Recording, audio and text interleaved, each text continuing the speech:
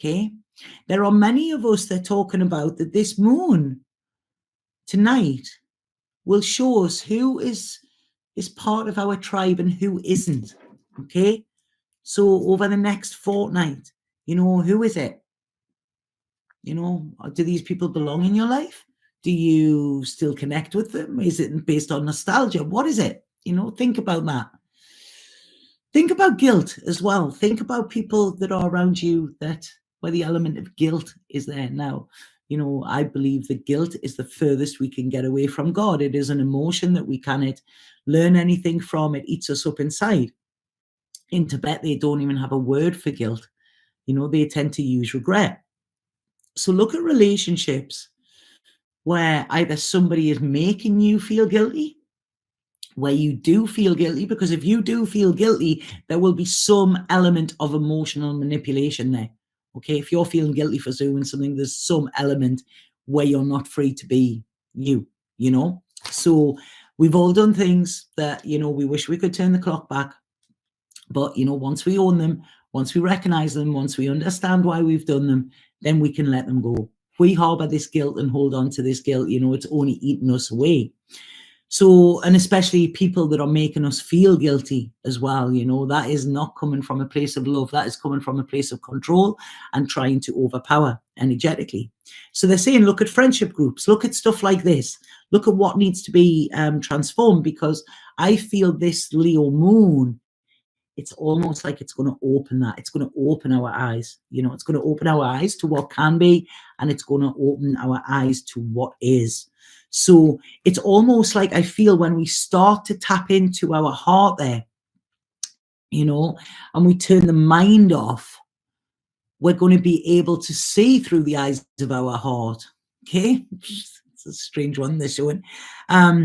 But when we do that, we're going to realize where the mind was playing tricks, where the mind was lying, where the mind was just all talk. Okay. And we're going to see that, and we're going to become aware of that. So that is in the next couple of weeks.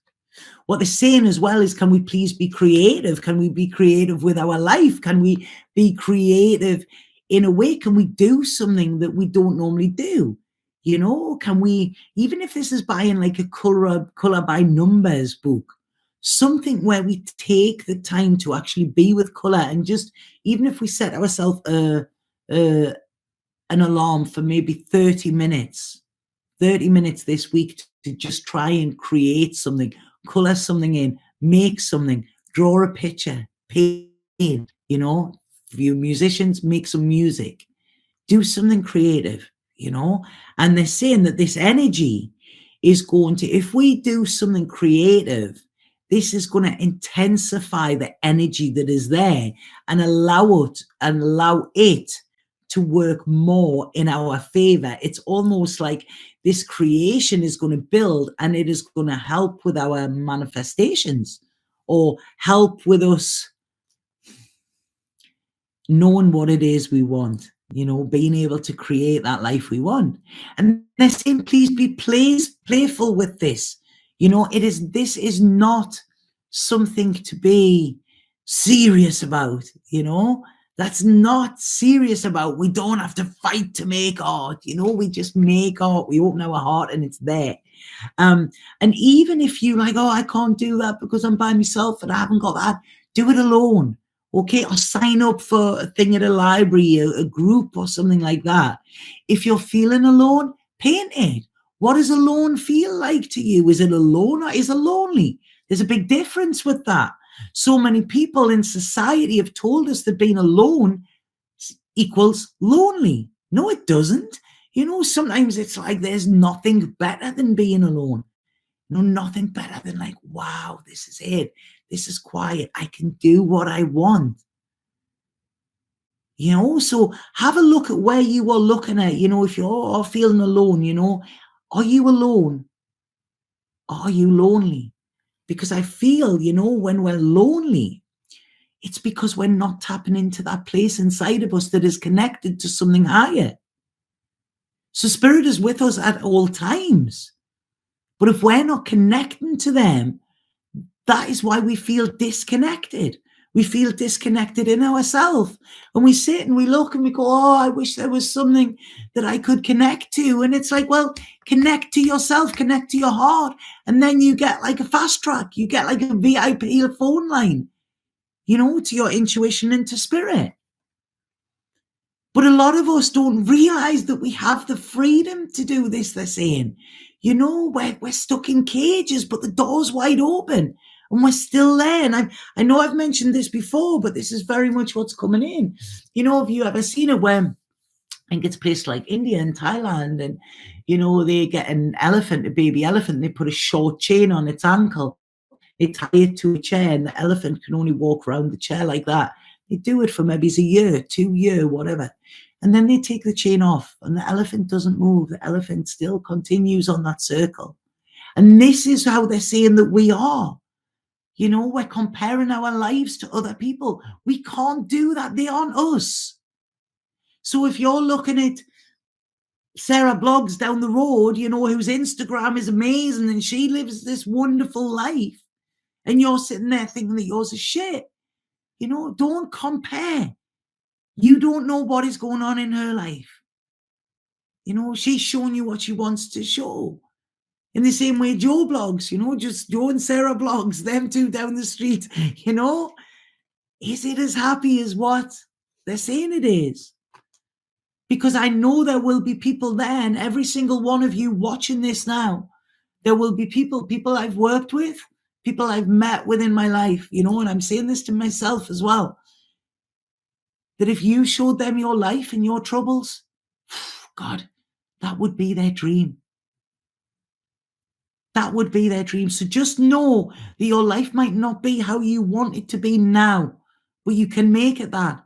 And know that your life that you're living in now is somebody else's dream. Okay, so honor that. Sorry, they're giving a right one here. This is it. This is where we've got to tune in. Okay, we've got to tune in. We've got to see that we have this blank canvas, and what do we want to do with it? We are having all of these experiences to lead us to abundance, to realize how much we've got.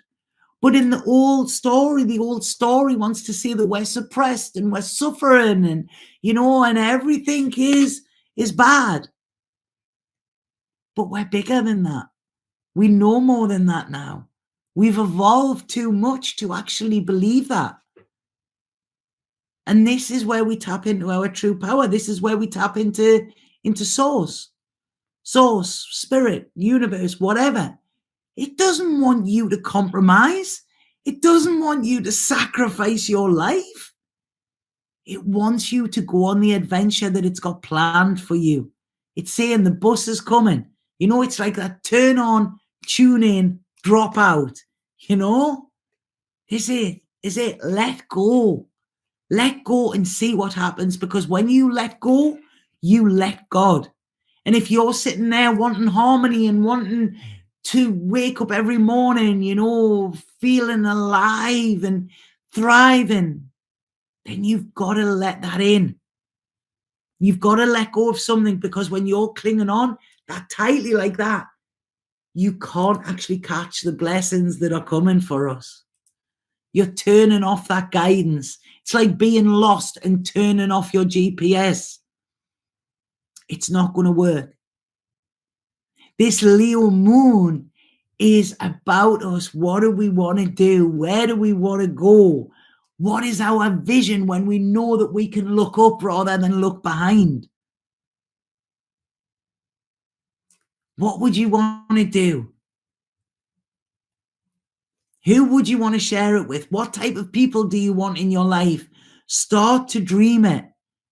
Start to dream it, because this is when we all do this. Joe Dispenza is amazing. He's done collective meditations, where people all over the world connect and they start to make rainbows and shit. It's like mind-blowing stuff. I'm busy reading Becoming Supernatural at the moment.